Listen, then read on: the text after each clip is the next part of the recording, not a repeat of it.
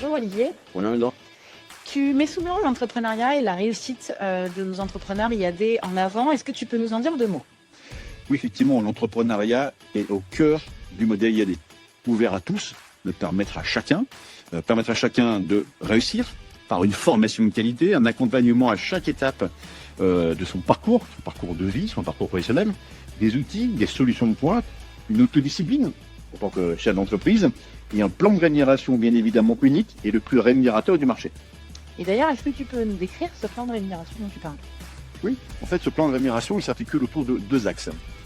Il permet à chaque conseiller entrepreneur de générer du chiffre d'affaires pour garantir la pérennité de son entreprise et son développement. Deux axes, deux vitesses. Un plan de rémunération autour d'une rémunération de production attachée au chiffre d'affaires que je réalise, c'est-à-dire à chaque fois que je fais aboutir une transaction, j'en suis rémunéré, et une commission managériale qui elle est attachée à la performance de l'équipe que j'ai construite et développée. Pour certains, la notion d'honoraire, de commission, c'est un peu flou, la différence entre les deux. Est-ce que justement, tu peux nous en dire un peu plus? Oui, tu as raison, il y a souvent une confusion entre commission et honoraire. Dans le modèle français, chaque titulaire de carte fixe un barème d'honoraire attaché à une prestation de service pour les clients. Prestations autour de l'accompagnement, autour des visites, autour des estimations, bref, tout ce qui fait l'accompagnement d'un conseiller, d'un professionnel autour de ses vendeurs acquéreurs. Classiquement, les honoraires sont variables selon le prix de vente. Plus le prix de vente est élevé, plus le taux d'honoraire, lui, baisse. C'est ce qu'on voit classiquement dans tous les barèmes de nos confrères. Lors de l'acte définitif, après être passé chez le notaire pour le compromis, à l'acte définitif, le notaire perçoit le prix du bien et perçoit également les honoraires. La valeur du bien et le prix du bien, il va évidemment le remettre au vendeur. Les honoraires, il va les verser à IAD, tête de réseau, titulaire de la carte T, la carte de transaction. Et nous, IAD, ce qu'on va faire, c'est qu'on va reverser une commission sur la base de ces honoraires à chacun de nos conseillers qui nous ont représentés, qui étaient mandatés par IAD pour les représenter auprès des vendeurs et acquéreurs. Donc, si je résume, IAD perçoit les honoraires et redistribue les commissions aux conseillers. Exactement. Est-ce que tu peux nous en dire plus sur justement le niveau de commission que nos IADiens, nos conseillers IAD perçoivent? Oui, les commissions sont décidées par chaque réseau, chaque entreprise, chaque tête de réseau en fait. Quelques ordres de grandeur. Dans les agences traditionnelles, ces commissions varient de 20% si le collaborateur a un statut de salarié et peuvent monter à 40, 45% en moyenne s'il est rémunéré 100% à la performance. Pour IAD, les commissions de production attachées aux transactions vont minimum de 69% à 85% des honoraires que nous percevons.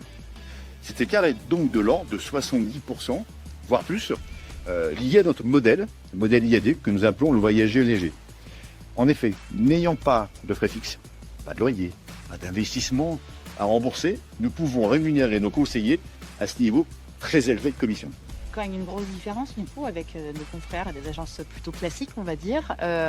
Beaucoup de nos confrères justement mettent ce taux en corrélation avec le volume de transactions, avec le volume d'honoraires signés. Qu'est-ce que tu en penses? C'est juste. Tout d'abord, il y a une vraie différence entre le modèle de rémunération d'IAD et ceux de nos confrères en agence. On vient d'en parler. Sur corréler cela au chiffre d'affaires, ils ont évidemment raison. Évidemment, proposer 60, 70, 80, 90%, parfois même 100% de commission n'a de sens que si c'est associé à un volume de transactions qui va générer évidemment des euros, parce que ce sont bien les euros qui font le chiffre d'affaires des entreprises de nos conseillers IAD. Et souvent, ils font fausse route, parce qu'ils sont enfermés dans leur propre modèle. Donc, fausse route dans l'analyse, pourquoi?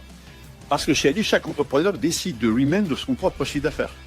Ce chiffre d'affaires, il est corrélé à son projet professionnel, lui-même connecté à son projet de vie. Ainsi, on a des conseillers chez IAD qui font 45, 50, 55 ventes par an, et d'autres vont n'en faire que 3 ou 4. Pourquoi?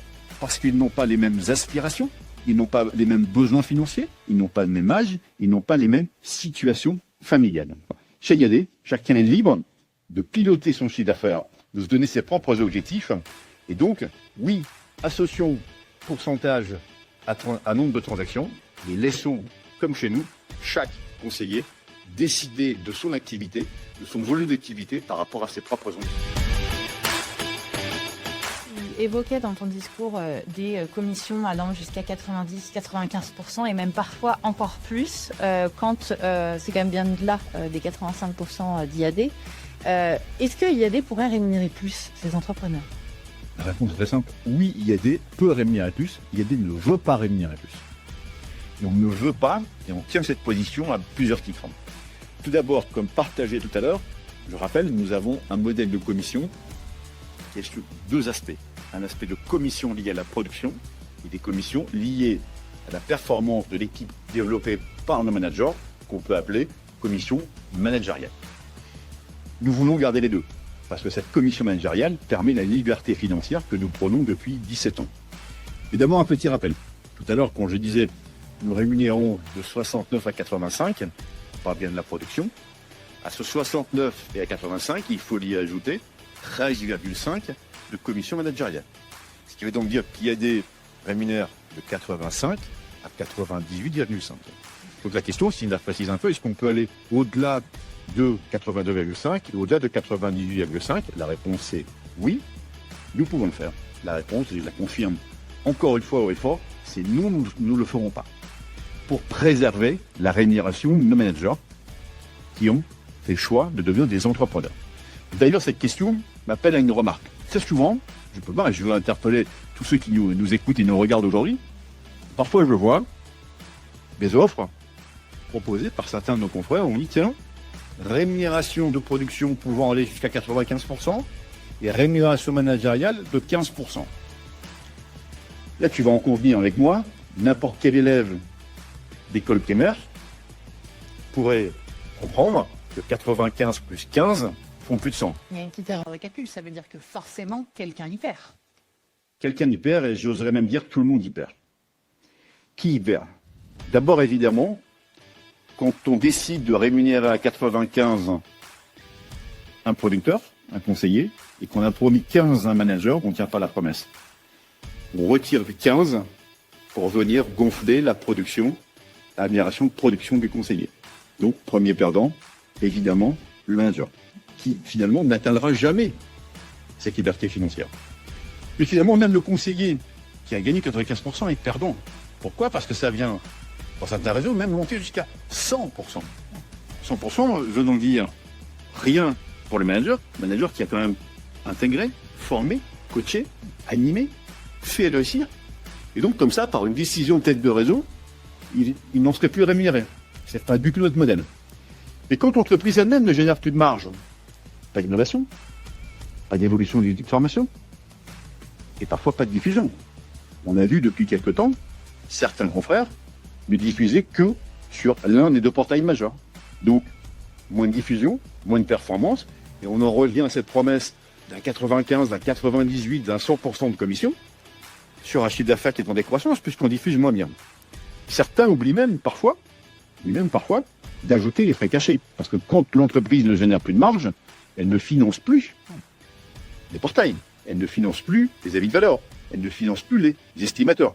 Donc au-delà de la perte de la rémunération, on a aussi des coûts cachés pour pouvoir avoir finalement un outil plus performant. Donc en réponse à la question plus clairement, oui, IAD pourrait augmenter son taux de commission de production. Nous ne le faisons pas pour préserver l'ensemble des conseillers du réseau entrepreneur sur les meilleurs outils et les meilleures solutions et le meilleur accompagnement, et pour ne pas spoiler la rémunération de nos entrepreneurs pour qu'ils puissent atteindre, comme n'importe quelle entreprise, cette liberté financière.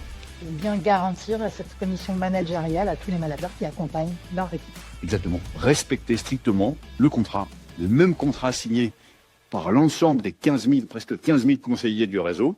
Donc de respecter strictement ce terme de contrat et de ne pas faire quelque part une sorte de vase communicant entre eux. Je te promets une rémunération managériale, mais que je vais faire baisser pour augmenter celle du producteur et finalement ne jamais amener les entrepreneurs à cette liberté financière qui nous est si chère. En résumé, Olivier, le modèle IAD repose sur une conviction qui est forte, la réussite des conseillers qui passe par leur liberté d'entreprendre, un accompagnement de qualité et surtout une rémunération qui va être juste, transparente et pérenne. Depuis 17 ans, IAD continue de faire évoluer son modèle tout en restant fidèle à son ADN, qui va être celle de donner à chacun les moyens de construire sa réussite et de vivre pleinement son projet d'entrepreneur. Et en étant aujourd'hui le plus grand réseau avec plus de 15 000 conseillers, on a démontré depuis 17 ans que les commissions de production à 95 et 100% n'étaient pas la solution pour atteindre cette liberté financière. Le bon modèle, c'est le nôtre.